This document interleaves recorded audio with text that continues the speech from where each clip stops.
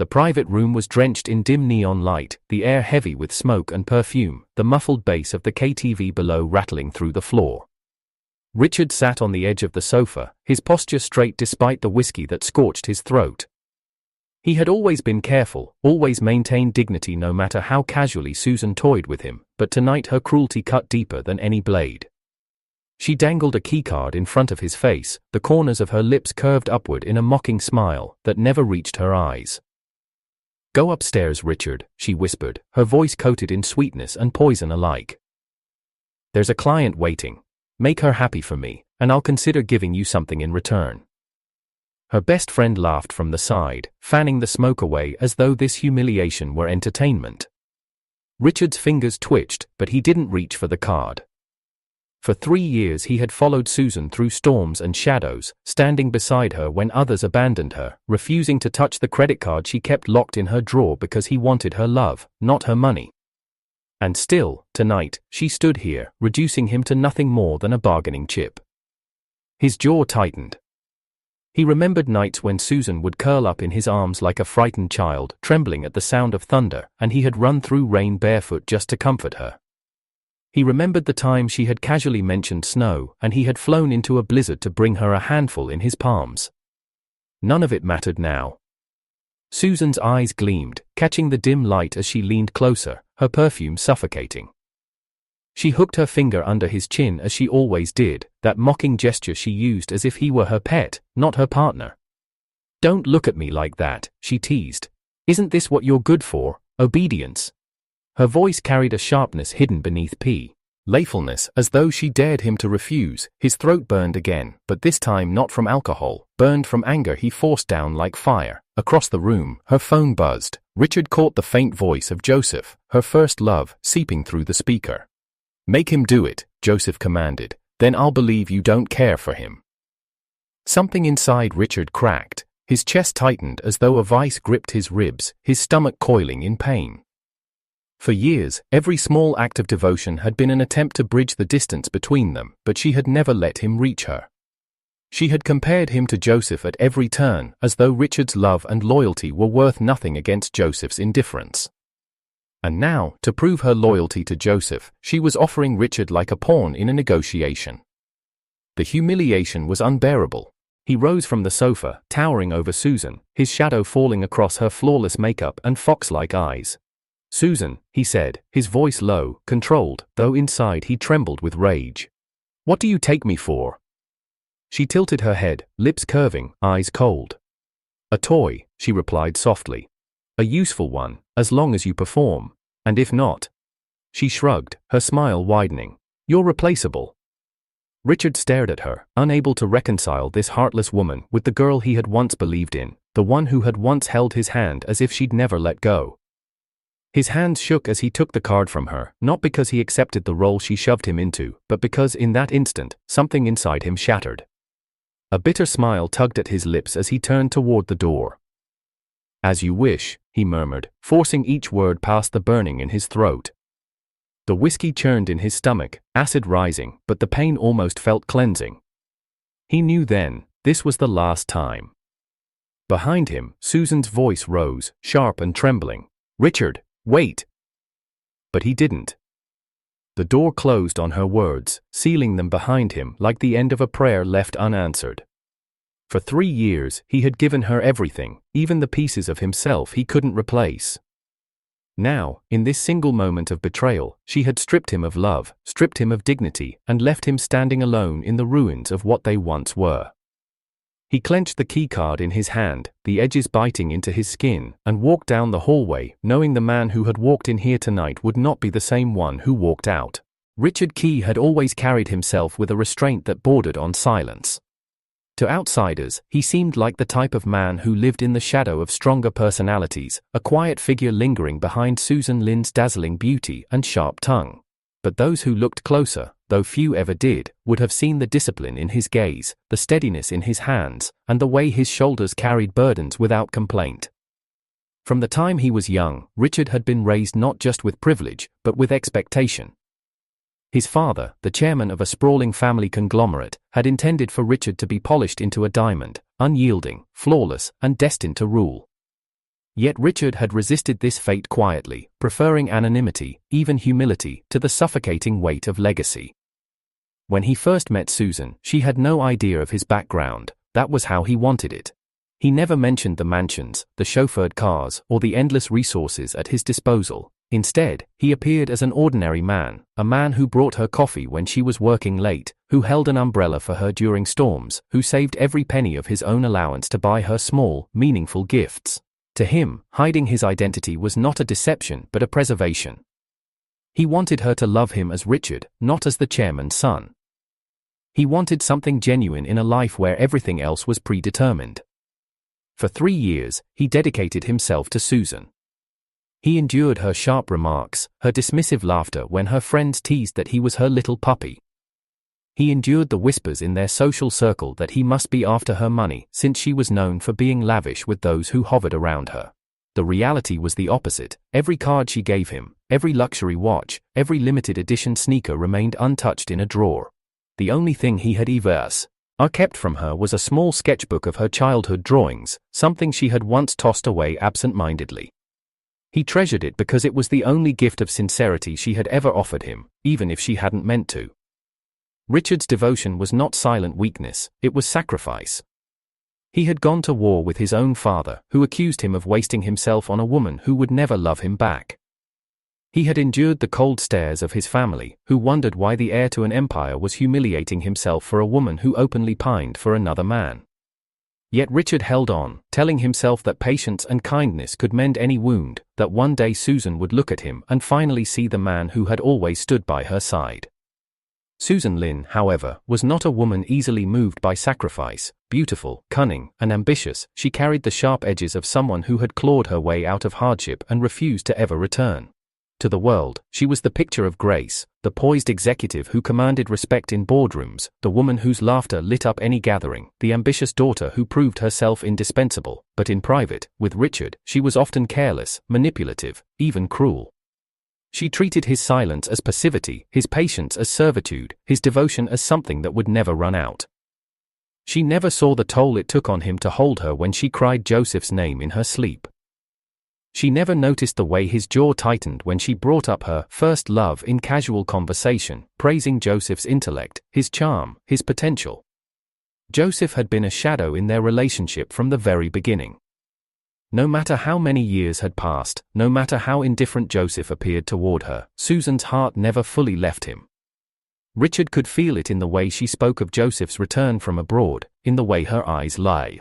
It with a spark she had never given Richard, in the way her voice softened when she whispered Joseph's name. Richard could give her the world, but Joseph's absence carried more weight than Richard's constant presence ever did, and Susan wielded that imbalance like a weapon, often comparing them without mercy. Joseph never needed anyone's help, she once said, her words sharp as glass.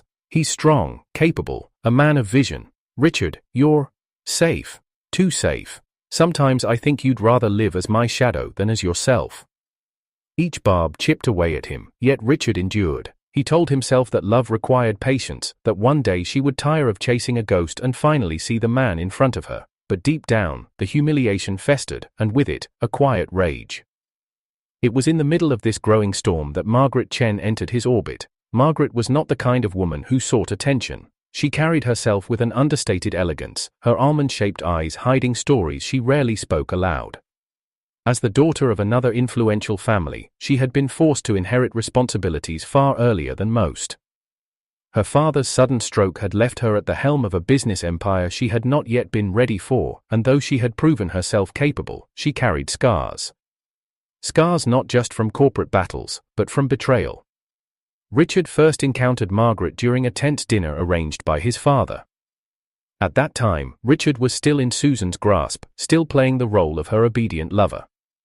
Margaret, seated across the table, had regarded him with a mixture of curiosity and restraint. She had heard the rumors, of course, that Susan kept a boy toy, that Richard was merely another ornament in her collection, but Margaret's gaze lingered too long, as if she sensed the unspoken truth beneath the surface. Later, when they were left alone for a moment, she offered him a glass of wine and said softly, "It must be difficult, being misunderstood." The word startled Richard. Few had ever acknowledged the quiet dignity with which he endured Susan's scorn.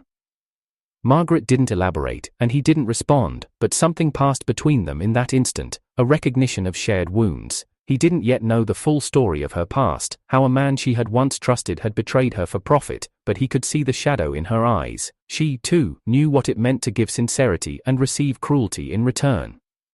Margaret never overstepped, never intruded, but her presence was like a mirror held up to Richard's pain. Where Susan's touch scorched him with humiliation, Margaret's glance steadied him. Where Susan mocked him for silence, Margaret respected it. Where Susan belittled, Margaret understood. At first, he resisted the comfort her quiet strength offered, out of loyalty, out of stubbornness, but as Susan's obsession with Joseph grew sharper, Richard found himself thinking of Margaret more often than he dared admit.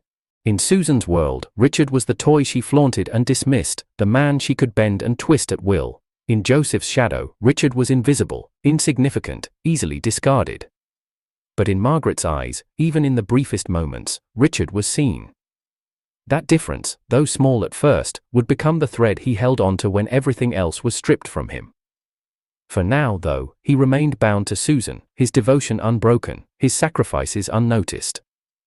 Every day, he woke with the hope that this would be the day she softened, that this would be the day she stopped saying Joseph's name and started saying his.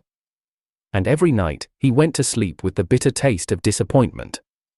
He held onto the sketchbook, flipping through childish drawings of a girl and boy holding hands, running from shadows together. In those faded pages, he clung to the memory of the girl Susan once was, the girl who had once promised never to let go. But the woman she had become was far different. The woman she had become was willing to push him into another woman's room, to use him as a pawn for her own ambitions, to humiliate him in ways that would scar his pride forever. And Richard, though still silent, had begun to feel the weight of a storm gathering inside him, a storm that no patience, no devotion, no sacrifice could hold back forever. The banquet hall glittered with crystal chandeliers and polished marble floors, every surface reflecting the grandeur of the evening. Susan walked at Richard's side, her hand resting lightly on his arm, but to anyone watching closely, it was not affection that bound her there, it was possession. She moved with confidence, her laughter perfectly timed, her gaze scanning the room for Joseph. Richard felt it in the way her body shifted, the subtle anticipation in her movements. Tonight was not about them, never about them. Tonight was about proving something to Joseph, about showing him she was indispensable, even if it meant reducing Richard to a stage prop. When Margaret approached their table, calm and composed in her beige silk dress, Susan's eyes lit with something calculating. Richard noticed the flicker immediately. He had learned to read Susan's expressions the way a soldier reads the battlefield, each shift of her lips or narrowing of her eyes signaling what was to come. Susan leaned closer to him, her perfume washing over him like suffocation. "Richard," she murmured softly enough for only him to hear. "Be a dear and keep Margaret entertained tonight. She's important for tomorrow's deal, make her feel comfortable." Richard froze, his hand tightening around his glass. It was not the request itself that burned, but the casual cruelty behind it. Susan had reduced him from her partner to a pawn, a tool to be used for her convenience. He looked at her, searching for even a flicker of the woman who once clung to him during thunderstorms, whispering that he made her feel safe. But all he saw was the cold sharpness in her eyes, the unshakable confidence that he would obey. Margaret, oblivious to the exchange, smiled politely. Richard forced a nod, masking the humiliation that clawed at his chest. He had long grown used to being belittled by Susan, but tonight it cut deep because Joseph was in the room. Across the hall, Joseph stood among a circle of executives, his posture relaxed, his expression bored but confident. Even from here, Richard could see Susan's eyes drawn to him, the faint blush that rose to her cheeks whenever Joseph's gaze wandered in her direction. Joseph barely acknowledged her presence, yet that indifference only heightened Susan's obsession. Richard had been with her for 3 years, giving her everything he could, his time, his devotion, even his rebellion against his own father's expectations, and yet, in Joseph's shadow, Richard was nothing more than a placeholder. Susan's fixation was unrelenting, she compared them openly, sometimes cruelly. Joseph would never waste time like this, she once snapped when Richard suggested a weekend getaway. Joseph always knew how to charm people. You just sit there, silent, invisible. The words replayed in his mind now as she pushed him toward Margaret, as though his dignity were a currency she could spend without consequence. Margaret noticed his hesitation. She tilted her head slightly, her gaze soft but piercing. "You don't have to," she said under her breath when Susan was distracted. The words were simple, but Richard heard the weight behind them. Margaret was not blind. She saw the tension, the humiliation, the fracture in Richard's composure, yet he smiled faintly, shaking his head. "It's fine," he whispered back. It wasn't fine, but he had long convinced himself that love required endurance. Later that evening, the situation escalated. The group had moved to a more private lounge, drinks flowing freely, laughter echoing off the walls. Susan, flushed with alcohol, leaned back against the sofa, her hand draped lazily over Richard's shoulder as if staking her claim. But her words betrayed her. "Richard," she said loudly enough for everyone to hear, "why don't you show Margaret how attentive you can be? You're good at that, aren't you?" The smirk on her lips made his stomach churn. The others chuckled awkwardly, Margaret's expression tightening. Richard felt the heat rise to his face, not from alcohol, but from shame. He looked at Susan, his eyes silently begging her to stop, but she only tilted her chin higher, daring him to protest. Across the room, Joseph watched with detached amusement, sipping his drink as though this spectacle were nothing more than casual entertainment. Richard forced himself to stand, his dignity unraveling thread by thread. He offered Margaret a drink, his movements precise, almost mechanical. Margaret's eyes met his, filled with something between pity and respect. She accepted the glass but shook her head subtly, silently urging him not to debase himself further. But Richard pressed on, because behind the humiliation was a simple, painful truth. He loved Susan. Despite her cruelty, despite her fixation on Joseph, despite the way she carved away at his pride, he still loved her. And so he bore it, swallowing the bitterness, locking it away in the same place where he had buried every cruel word she had ever spoken. But inside, something was changing. The fracture was small at first, a hairline crack in the fortress of patience he had built. It came when he caught Susan's eyes lingering on Joseph for too long, when he heard her laugh at Joseph's dry remark in a way she never laughed at his. It came when she dismissed his sacrifices with a careless wave of her hand, when she treated his devotion as a given, not a gift. That fracture widened tonight, with every humiliating word she spoke, with every command that turned him into an object. Margaret, sensitive to the unspoken, leaned closer during a lull in the conversation. "You don't deserve this," she whispered, her voice barely audible over the music. Her words hit him harder than Susan's cruelty because they carried truth. For 3 years, Richard had endured in silence, telling himself that love was worth the pain. But for the first time, he wondered if he was wrong. Susan noticed their exchange and her smile faltered. For a fleeting moment, jealousy flickered across her face, but it was quickly smothered by arrogance. She clinked her glass against Joseph's, laughing too loudly, as though to remind Richard of where her heart truly belonged. The message was clear: no matter how much he gave, no matter how much he endured, Joseph would always come first. Richard sat back, the laughter around him fading into a dull roar. He looked at Susan, really looked at her, and saw not the girl who once held his hand, but the woman who now held his pride hostage. His love for her had always been stronger than his anger, but tonight, for the first time, the balance shifted. Love was still there, but beneath it, something darker stirred: resentment, the seed of rebellion. He clenched his fist around his glass, the cool crystal grounding him. He wasn't ready to walk away, not yet. But the man who sat there in silence, swallowing humiliation for love, was beginning to die. In his place, something new was forming, something sharper, stronger, unwilling to be broken again. The night wore on, and Susan continued her game, unaware that with every careless word, every cruel command, she was dismantling the devotion Richard had built brick by brick. He watched her laugh with Joseph, watched her bask in the attention she had always craved, and felt the last threads of his patience unravel. By the time the evening ended, Richard's silence was no longer the silence of love, it was the silence of a storm gathering strength. The night after the banquet, Richard lay in his apartment staring at the ceiling, the city lights leaking through the blinds and painting fractured patterns on the floor. The taste of whiskey still lingered on his tongue, bitter and heavy, but no drink could drown the humiliation that had settled in his chest. He had borne it silently as always, the smile fixed on his lips while Susan flaunted her obsession with Joseph, but in the stillness of his room, the mask dissolved, every word replayed in his mind, like echoes in a cavern. "Show Margaret how attentive you can be, you're good at that, aren't you?" He had thought his heart could withstand anything Susan hurled at him. For 3 years, he had carried her cruelty as if it were a burden worth shouldering. Every cutting remark, every dismissal, every comparison to Joseph, he endured it all because he believed in her, because he believed that beneath her cold exterior lingered the girl he once knew. But tonight, he questioned whether that girl had ever truly existed. His mind slipped back to a different time, when life had been simpler, harsher, yet strangely purer. He was a boy again, standing in a muddy alley with bruises blooming across his arms.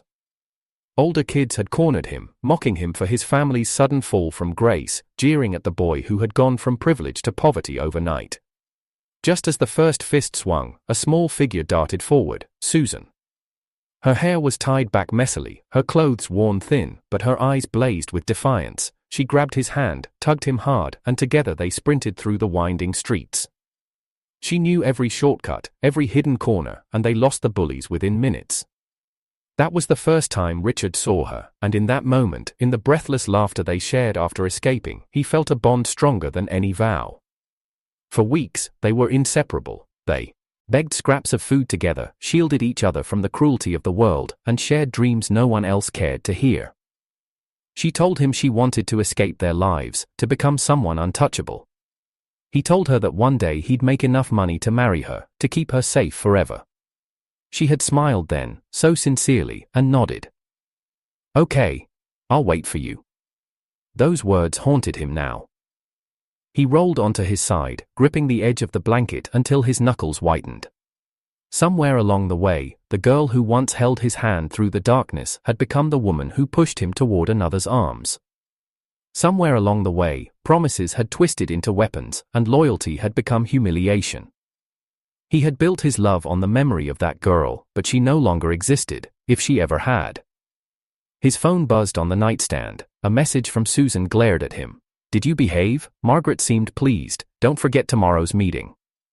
No gratitude, no acknowledgement of his feelings, only a command disguised as casual text. His chest tightened. He wanted to throw the phone across the room, to scream that he wasn't her pawn, that his love was not a leash to tug whenever she wished. But his fingers only locked around the phone until they ached, and then he set it down quietly. Because despite everything, despite the humiliation, he still loved her. Why? He couldn't answer. Was it loyalty to a promise made in childhood?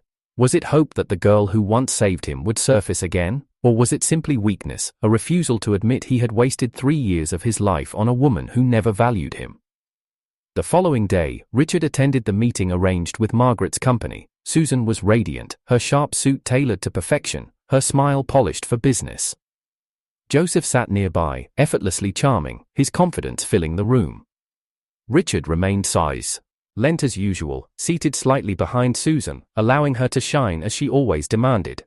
But Margaret's eyes found him across the table. There was no judgment in them, only quiet understanding. She noticed the way Susan dismissed his input, cutting him off mid-sentence with a wave of her hand. She noticed how Joseph smirked every time Susan agreed with him, as though Richard were invisible. Margaret's gaze lingered, and Richard felt both exposed and seen in a way he hadn't in years. Later, when the meeting ended and the others dispersed, Margaret approached him. Her voice was soft, stripped of corporate formality. "You don't deserve the way she treats you." Richard stiffened. "It's fine." The words came automatically, a reflex born from years of swallowing pain. Margaret shook her head.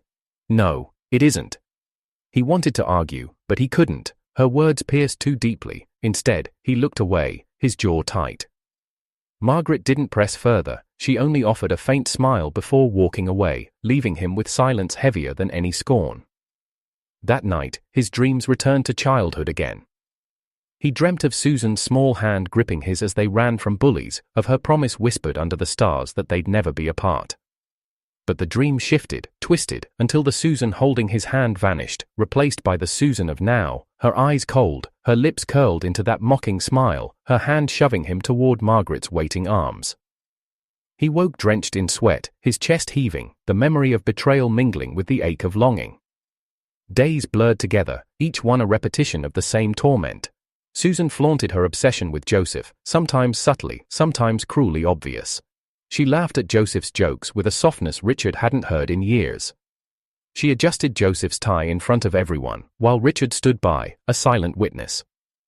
And whenever Richard's gaze lingered too long, Susan would remind him with a smirk, "Don't forget your place, eh?" Margaret appeared in his orbit again during another event. She found him standing alone on a balcony, the city skyline stretching endlessly behind him. He held a glass of wine, untouched. She joined him, her presence unassuming yet grounding. For a long while, they stood in silence, watching the night. "You're breaking inside," she said quietly, not as an accusation but as a truth. Richard's throat tightened. "And if I am?" Her gaze softened. "Then stop letting her cut you open." He closed his eyes, exhaling sharply. "It's not that simple. It never is." Her voice was tinged with sadness, as though she were speaking not just of him, but of herself. "But you'll bleed out if you keep giving yourself to someone who doesn't care." Her words echoed in his mind long after she left. He knew she was right. He knew his devotion had become a noose, tightening each time Susan looked past him, each time she called Joseph's name with longing that she had never given him, and yet, he couldn't let go. Not yet. The humiliation continued, chipping away at him. Susan treated his silence as obedience, his patience as servitude. She never realized that inside him, something was shifting. Love was still there, yes, but entwined with it now was despair, humiliation, and a slow-burning anger that refused to be smothered. He still bore it, still told himself it was love, but the fracture had spread. His dignity, once unshakable, now trembled with every passing day. Richard stared into the mirror one evening, his reflection a stranger's. His eyes were hollow, his jaw clenched, his shoulders slumped not from weakness but from exhaustion. He whispered to himself, "Why wasn't it enough? 3 years, everything I had, why wasn't it enough?" No answer came, only the hollow silence of a man breaking under the weight of unrequited devotion. And still, tomorrow, he would stand by Susan's side again. The morning of the quarterly board meeting carried the kind of tension Richard had grown up with but had kept hidden from Susan all these years. The Chi family conglomerate was a beast spanning real estate, finance, hotels, and technology, a machine that moved markets with a word. Richard had been groomed for this moment since boyhood, yet he had spent 3 years pretending to be ordinary, masking his inheritance beneath plain shirts and quiet gestures. He had done it because he wanted Susan's love untainted by wealth. But tonight, the mask would finally fall. Susan walked into the conference hall brimming with confidence. She had spent the night preparing her department's report, certain this would be her opportunity to rise even further. Joseph strolled beside her, his suit sharp, his smirk sharper. He whispered something that made her laugh softly, though she glanced around as if to make sure Richard wasn't watching. She had grown used to the idea of him as her accessory, useful in private but invisible in public. She hadn't noticed that he wasn't following her into the room. The executives murmured in anticipation. It was a rare occasion when the chairman's son was to appear. Rumors swirled in the air, few had ever seen him in person, and many speculated about what kind of man he was. Susan smoothed her skirt, adjusted her posture, determined to make an impression on this unseen heir. She didn't yet realize that the man she had mocked, belittled, and humiliated would be the one stepping through the doors. The assistant entered first, his voice firm and respectful. "Ladies and gentlemen, please welcome Mr. Richard Key, the only son of Chairman Chi." The doors opened, and Richard walked in. For a moment, silence devoured the room. Susan's breath caught in her throat, her body stiffening as though struck. Joseph blinked, his smirk faltering.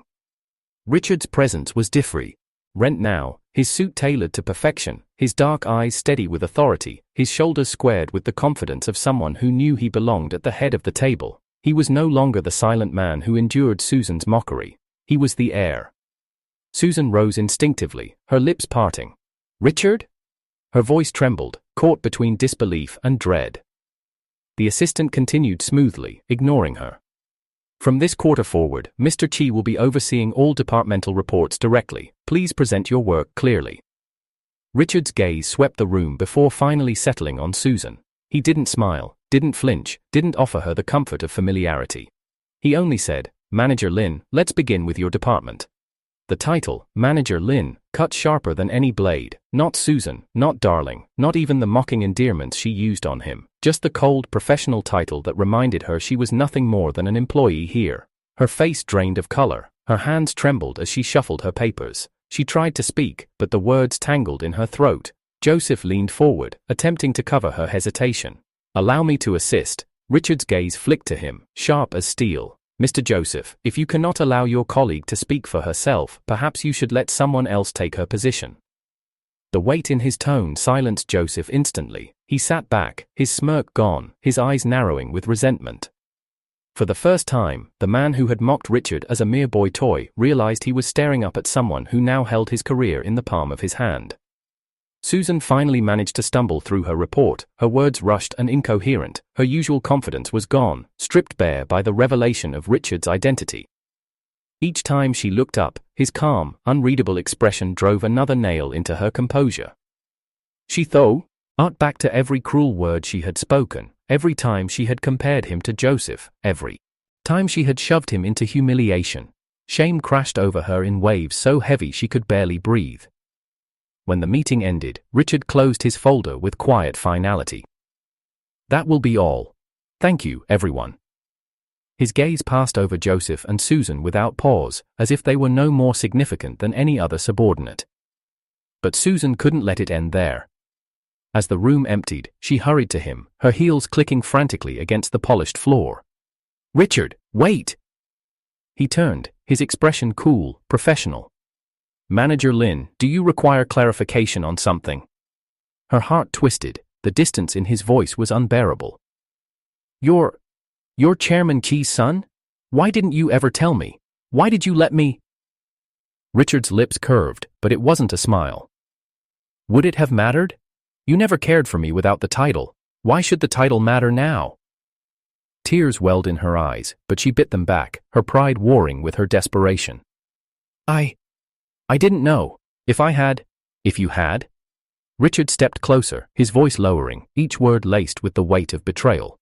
"If you had known, would you have treated me as more than a toy? Or would you have simply disguised your contempt better?" Susan's knees weakened, and she clutched the edge of the table to steady herself. Memories flooded her, every time she mocked him in front of her friends, every cruel comparison to Joseph, every command that reduced him to an object. And now, standing before her, was the man who had borne it all in silence, revealed in his true power. Joseph approached, trying to mask his unease with bravado. "Richard, let's be honest, you can't possibly hold grudges over trivial matters. Susan and I..." Richard's gaze sliced through him like glass. "You presume too much, Joseph. In this company, you are nothing more than an employee. If you think your charm or connections are here, you are mistaken." Joseph's jaw clenched, but he said nothing. The realization had sunk in. He was no longer Richard's superior in Susan's eyes, he was Richard's subordinate, and his future hung on Richard's decisions. Susan's superiority shattered completely in that moment. For years, she had comforted herself with the belief that Richard needed her, that she held the power, that she was the one in control. Now she saw the truth. She had toyed with a man who could have given her the world, and in doing so, she had destroyed the only genuine devotion she had ever been offered. Her vision blurred with tears, her voice breaking. "Richard, please, I didn't mean..." But he raised a hand, silencing her. His eyes, once filled with warmth whenever they met hers, were now cold, impenetrable. "Save it, whatever you feel now, it's too late." As he turned to leave, Susan sank into a chair, her body trembling. Her pride, her arrogance, her certainty of control, all of it collapsed around her like a house of cards. For the first time, she felt the weight of true regret, a weight so crushing it stole her breath. Richard didn't look back. His footsteps echoed down the corridor, steady and unshaken, while behind him, Susan broke apart in silence. The confrontation came days later, but the storm had been building for years. Richard had returned to the family offices as his true self, heir to the Chi conglomerate, the man his father had raised him to be. He wore tailored suits now, every line of his posture reflecting the authority he once hid. For the employees, he was a revelation. For Susan, he was a nightmare made flesh. She waited for him outside his office, her once flawless composure frayed. She looked smaller than he remembered, her makeup unable to mask the shadows under her eyes, her lips trembling as if every word she wanted to say turned to ash before leaving her mouth. When Richard arrived, flanked by assistants, she stepped forward. "Richard," she whispered, her voice raw, "please, can we talk?" His eyes swept over her, cold and unreadable.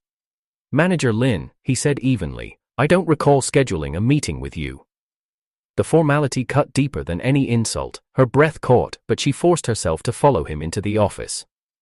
The door closed, leaving them alone. For a moment, the silence was suffocating. Susan clasped her hands tightly, as if holding herself together. "I was wrong," she blurted at last, her voice breaking. "I didn't know who you really were. I didn't know what you carried. If I had—" Richard's laugh was sharp, bitter. "If you had known I was wealthy, you would have played the role of a loving girlfriend more convincingly. You would have hidden your contempt better. Don't insult me with excuses, Susan. You didn't need to know my background to treat me with decency." Her eyes welled with tears. She took a step closer, desperation clawing at her chest. "I was scared, Richard. Do you understand? My whole life I've been running, from poverty, from shame, from being nothing. Joseph represented the world I thought I wanted: intelligence, prestige, respectability. I thought if I held on to him, I could erase my past, but with you—" Her voice cracked. "With you, I couldn't control myself. You made me feel things I didn't want to feel. I mocked you, pushed you away, because I was terrified of needing you." Richard stared at her, his expression unyielding. "Needing me? You didn't need me, Susan. You used me. You held me close when it was convenient, when you needed comfort in the dark, and when Joseph returned, you shoved me aside like I was nothing." He stepped closer, his voice rising with every word. "Do you remember when you handed me that hotel key card? Do you remember telling me to go to another woman's room like I was some plaything you could barter?" Susan flinched, her knees weakening. "I didn't mean it. I was angry. Angry," Richard's voice thundered. "Angry enough to strip me of dignity, angry enough to push the man who gave you 3 years of devotion into another woman's bed for a business deal. I ran through storms for you, Susan. I flew into a blizzard to bring you snow when you said you wanted to see it. I stood against my own father to protect you, and still, you looked at Joseph with more warmth than you ever gave me." Her tears spilled freely now. She sank to her knees, clutching his trousers as if the physical touch could tether him to her. "Please, Richard, I know I was cruel. I know I didn't cherish you the way I should have, but I love you. I do. I was blind, obsessed, broken, but I love you. Don't leave me, please." Richard pulled her hands away, his touch firm, but not cruel. He looked down at her, his dark eyes glinting with pain and finality. "No, Susan. You don't love me. You loved the control you had over me. You loved the devotion you could squander without consequence. You loved knowing I would always come back, no matter how deep you cut, but you never cherished me, not once." His voice dropped, soft yet sharp, enough to pierce her soul. "And I can't love someone who never saw me as more than a toy." The door opened then, and Margaret entered quietly, carrying a folder. She froze at the sight of Susan on her knees, tears streaking her face. Richard didn't move, didn't flinch. Margaret's gaze softened, not with pity for Susan, but with understanding for Richard. She placed the folder on his desk, her presence calm, grounding. Susan looked up, her vision blurred. Margaret's steady figure seemed to shine with a kind of strength Susan had never possessed. It was unbearable. "Her?" Susan choked out, her voice raw. "You choose her, over me?" Richard turned toward Margaret, who met his gaze without flinching. There was no manipulation in her eyes, no demand, only quiet strength, the kind that said she understood his pain because she had lived her own. He nodded once, almost imperceptibly, and Margaret returned it. "Yes," Richard said finally, turning back to Susan. "I choose her. Not because she replaced you, but because she gave me what you never could. Respect, understanding, silence that doesn't suffocate." Susan broke then, sobbing uncontrollably, her hands clawing at the carpet as if she could pull herself back into the past. But the past was gone. The door burst open again, and Joseph strode in, his expression twisted with anger. "What is this circus? Richard, don't tell me you're letting emotions cloud your judgment. You're making a mistake. Susan belongs with me." Richard's eyes flicked to him, cold and sharp. "Belongs with you?" He stepped forward, his authority filling the room. "You couldn't even hold a position here without Susan propping you up. You mocked me for years, called me worthless, treated me as if I were beneath you, and now you stand in my office, in my company, telling me what belongs to you?" He leaned closer, his voice low and dangerous. "You belong exactly where I decide you do." Joseph's bravado faltered, but he tried one last time. "You wouldn't dare ruin my career over this." Richard's lips curved in a humorless smile. I don't need to ruin it. You've done that yourself. Your record is mediocre at best. Without Susan covering for you, you're nothing here. Effective immediately, you're relieved of your position. Security will escort you out. Joseph's face drained of color. He opened his mouth, but no words came. 2 security guards appeared at the door, and he stumbled back, his arrogance collapsing under the weight of reality. He cast one last look at Susan, who still knelt on the floor, broken, then turned and left without another word. Silence settled again. Richard exhaled, his shoulders heavy but his gaze steady. He turned to Susan one last time. You wanted Joseph. Now you have nothing. You had me, and you threw me away. That was your choice. Live with it. Susan's sobs filled the room, raw and jagged, but Richard no longer bent beneath them. He turned toward Margaret, who stood quietly, waiting. She offered him a small smile, one that held no demands, only the promise of understanding. He walked to her side, and together they stepped out of the office, leaving Susan on her knees, drowning in the ruin of her own making. Behind them, the sound of her weeping echoed through the halls, but Richard didn't look back. Not this time. The days following the confrontation passed like the quiet aftermath of a storm. In the halls of the Chi conglomerate, people spoke Richard's name with reverence now. Executives who once dismissed him as a shadow behind Susan realized they had been blind. Employees who had never looked twice at him now lowered their heads in respect. Richard did not bask in the attention. He wore authority as if he had been born to it, his calm presence commanding obedience without effort. But inside, he was not celebrating. Inside, he was stitching together the wounds of 3 years wasted on a woman who never valued him. Susan did not recover so easily. She returned to work with pale cheeks and red-rimmed eyes, her once flawless posture drooping as though the weight of regret pressed down on her shoulders. Colleagues whispered behind her back, pity in their tones but no sympathy in their eyes. She had been the woman who thought she held the leash of the chairman's son, only to discover she had been choking the very man who could determine her future. Every laugh, every careless insult, every humiliating order she had given Richard replayed in her mind until the echoes became unbearable. She tried to approach him again, but the wall between them had turned to stone. In meetings, he addressed her by title only, his tone clipped and professional. Outside those walls, he ignored her entirely. The warmth that once lingered in his gaze, even when she mocked him, was gone. She found herself chasing glimpses of him in the corridor, her heart seizing when she saw him walking beside Margaret, their heads bent close in conversation. The ease between them made Susan ache with a jealousy so sharp it hollowed her out. One evening, Susan cornered him in the underground parking lot. Her heels clicked against the concrete as she ran to him, her breath unsteady. Richard, please, just hear me out one last time. He paused, hand resting on the car door, and looked at her with the same steady indifference he reserved for business opponents. There's nothing left to say, Susan. Tears welled in her eyes. You can't mean that. I was wrong. I know I was wrong. But 3 years. You gave me 3 years. Doesn't that mean anything? Richard's lips curved into a smile, but it was a sad, weary thing.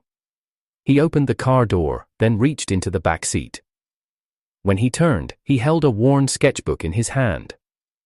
Its pages were yellowed with age, edges frayed, but the childish drawings inside remained vivid. 2 figures, a boy and a girl, holding hands under the stars, running from shadows together. Susan's breath hitched. She knew the book instantly. She had tossed it aside years ago, dismissing it as nothing more than a relic of a childhood she wanted to forget. Yet Richard had kept it, treasured it, built his love on the memory it represented. He held it out now, his gaze unwavering. This, he said quietly, was the only thing of yours I ever kept, not the watches, not the cards, not the sneakers, just this, because it reminded me of the girl who once saved me, the girl who promised we'd never let go of each other. Susan's hands shook as she reached for it, her tears spilling unchecked. The weight of it in her palms crushed her. She flipped through the pages, each drawing stabbing her with memories she had buried, nights spent hiding from bullies, days spent dreaming of a future where they could be free together. She pressed the book to her chest, sobbing. Richard, I was that girl. I just lost my way. Please, let me be her again. Give me another chance. But Richard's eyes were resolute. That girl is gone. And whatever we had died with her. I'm giving this back to you because it belongs to your past. My future doesn't. He opened the car door and slid inside, his movie, immense calm, final. Susan staggered back, clutching the sketchbook as if it were her lifeline. Her sobs echoed through the empty lot as Richard drove away, the taillights vanishing into the night. From that day forward, the divide was irreversible. Richard's star rose higher with each passing month. Under his leadership, the company expanded boldly, striking partnerships that stunned the market. Margaret became an invaluable ally, her insight and quiet strength balancing Richard's sharp authority. Where Susan had belittled him, Margaret uplifted him. Where Susan had mocked his silence, Margaret found comfort in it. Slowly, Richard's heart, once scarred and raw, began to heal. He found himself drawn to her not because she filled Susan's absence, but because she mirrored his pain and chose, like him, to grow from it rather than let it consume her. Their bond deepened quietly, away from gossip and spectacle. They worked late nights together, laughter slipping through the cracks of exhaustion. They shared silences that were warm rather than suffocating, and when Richard looked at her, he saw not the shadow of a promise broken, but the possibility of a future rebuilt. Susan watched it all from the outside. Her career faltered, her reputation cracked. She tried to salvage dignity, but whispers of her downfall spread faster than she could contain them. Joseph, once her obsession, had long since abandoned her, unable to withstand the humiliation of being stripped bare by Richard's authority. She was alone now, with nothing but the sketchbook Richard had returned. Night after night, she pored over its pages, her tears smudging the pencil lines. She prayed, sometimes aloud in the solitude of her apartment, that time might reverse, that she could go back to the days when Richard's devotion was unwavering. But time moved only forward, dragging her further from the man she had lost. The final blow came. At a company gala, months later. Richard arrived hand in hand with Margaret, their presence commanding without effort. He wore his authority naturally now, his posture no longer that of a man hiding but of a leader standing firmly in his place. Margaret's smile was gentle, her gaze steady, and together they radiated the kind of quiet strength that silenced whispers. Susan stood among the crowd, her champagne glass trembling in her hand. She watched Richard laugh softly at something Margaret said, watched him bend his head closer to her, watched the way his eyes lit with warmth, a warmth she had never earned, never cherished. Her chest tightened until it hurt to breathe. Unable to bear it, she slipped out onto the balcony, the cold night air stinging her cheeks. She clutched the sketchbook to her chest, her lips trembling as she whispered to the stars, "Please, let me go back, just once, just one chance." But no answer came. The city stretched out before her, glittering and indifferent, while behind her, the sound of applause and laughter swelled. Inside, Richard raised a toast, his voice carried across the hall, calm, certain. "To the future," he said, his hand tightening gently around Margaret's. "To building something worth cherishing." The crowd cheered, and Susan, standing alone in the cold, felt her world collapse entirely. She knew then that she had lost him forever, not to fate, not to circumstance, but to her own choices. The man who once ran barefoot through storms for her now walked forward with another woman, hand in hand, never looking back. Her tears blurred the city lights into streaks of white and gold. She pressed her forehead to the sketchbook, sobbing into its worn pages. The girl who once promised never to let go, had broken that promise, and now she was the one left clinging to ghosts. Richard didn't see her that night, or perhaps he did and chose not to. Either way, he walked away with Margaret at his side, his heart lighter than it had been in years. The scars of betrayal would never fully vanish, but in Margaret's presence, they no longer ached, they reminded him only of how far he had come. And Susan remained behind, drowning in the echo of a love she had destroyed with her own hands.